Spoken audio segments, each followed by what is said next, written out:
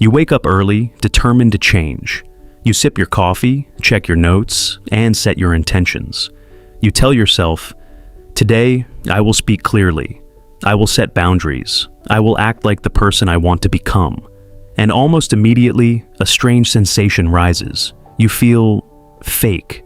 Your words feel foreign. Your posture feels rehearsed. Even the smallest act of growth triggers a whisper inside, "This isn't really you." Why does doing something meant to improve you feel like a lie? Why does growth sometimes feel like betrayal? You are not alone in this. Many people experience the same tension. You speak up in a meeting and immediately replay every word in your head. You refuse a request politely and feel guilty for hours. You take a bold step in life and a small voice mutters, "You're pretending." That discomfort is not laziness. It is not hypocrisy. It is the brain signaling something important. It is a warning, not of failure, but of identity resistance. At the root of this is something psychologists call the self-concept. Your self-concept is the mental model your brain has built about who you are. Not who you could be, not who you want to be, but who your brain believes you are. Every habit, every failure, every label you internalized, shy, lazy, quiet, overthinker, adds a brick to this identity. Over time, your brain treats these labels as facts. They may not reflect reality, but they reflect familiarity. And the brain loves familiarity. Here's the tricky part. Your brain prefers stability over growth. Neuroscience shows that the limbic system, including the amygdala, treats unpredictability as potential danger. When your behavior suddenly contradicts your identity, when you act confident despite thinking of yourself as insecure, the brain senses inconsistency. That tension is called cognitive dissonance, a psychological discomfort triggered when belief and action don't align. And your brain doesn't like discomfort. Its first instinct is to restore consistency, not by helping you grow, but by nudging you back toward familiar patterns. Think about it this way. Your brain is a prediction machine. According to predictive processing theory, it constantly predicts the future based on past experience.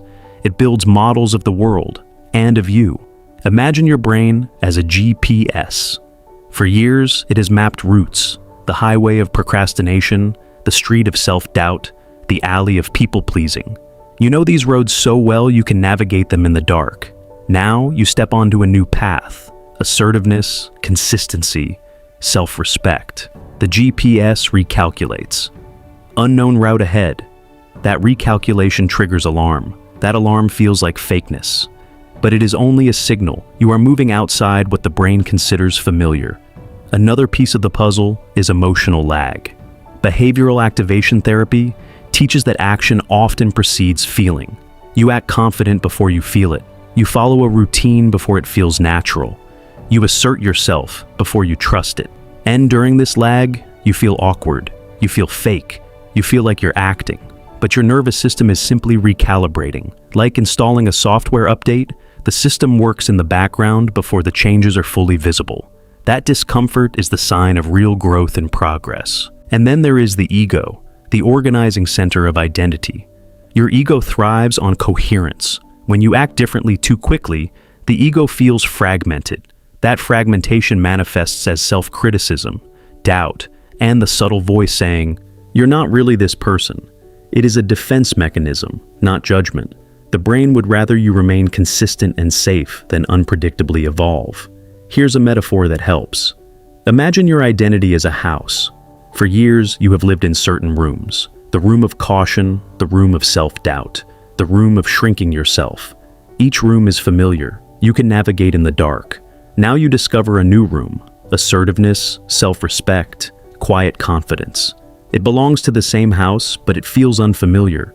You enter and think, "This isn't me," but it is your house. You simply haven't lived there long enough. So, how do you inhabit the new room without panic? There are 5 principles, grounded in psychology, to make the transition smoother. Number 1. Shrink the identity gap. Your brain resists extreme contradictions. If you have lived in self-doubt for years, jumping straight to extreme confidence triggers dissonance. Instead, make small, believable steps. Say, "I am learning to speak clearly," instead of, "I am confident." Behavioral psychology calls this gradual exposure. Small steps feel safe. Small steps accumulate into lasting change. Number 2, collect evidence. Your brain updates identity based on repeated proof. One bold action is not enough, but consistent small acts create micro-evidence. I spoke up in the meeting. I kept my routine today. I said no politely. Each instance rewires the neural circuits through neuroplasticity. The brain begins to accept that this new version of you is real. Number 3, expect emotional lag. Don't interpret discomfort as failure. Action comes first. Feeling authentic comes later. Emotional lag is natural. The nervous system needs time to adjust. You may behave confidently for weeks before it starts feeling natural. That delay is proof you are challenging your old identity, not proof you are failing.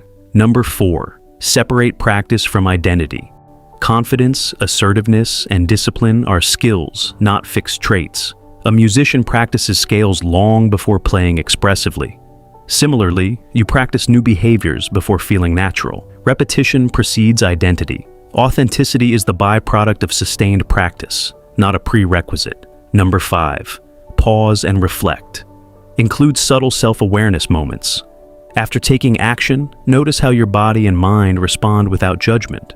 Reflection consolidates learning and reduces the likelihood of retreating into old patterns. Psychologists call this metacognition. Thinking about your thinking strengthens neural pathways and builds resilience. Let's integrate all of this into one mental model. Think of your identity as a story your brain constantly edits. Old chapters are familiar. New chapters feel uncertain. Writing new chapters creates temporary dissonance.